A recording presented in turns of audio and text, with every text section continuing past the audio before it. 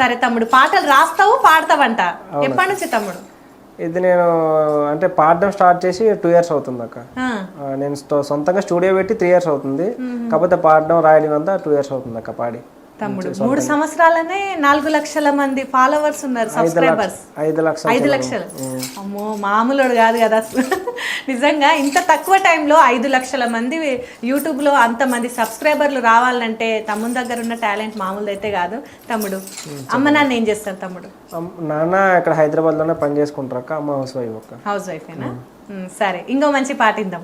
ఇంకా నాది రీసెంట్ గా అయితే మన శ్రీదేవి డ్రామా కంపెనీలో చేసాం అక్క. అది వద్దొద్దో లమ్మ నాకొద్దే ఈ మొగుడు, వద్దొద్దో లమ్మ నాకొద్దే ఈ మొగుడు, పొద్దల్ల తాగుతాడు పొద్దు పోతే తంతాడు, వద్దొద్దో లమ్మ నాకొద్దే ఈ మొగుడు, వద్దొద్దో లమ్మ నాకొద్దే ఈ మొగుడు. ఎట్లొచ్చింది తమ్ముడు అవకాశం? ఎట్లొచ్చింది శ్రీదేవి డ్రామా కంపెనీలో వెళ్ళాలంటే? అది అందరి డ్రీమ్. అంటే డైరెక్టర్ సార్ ఫోన్ చేశారు అక్క. వాళ్ళే ఫోన్ చేసిండ్రు?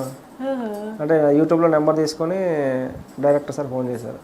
ఎట్లా అనిపించింది తమ్ముడు అంత పెద్ద స్టేజ్ మీద పర్ఫార్మెన్స్ చేయాలి అక్కడ?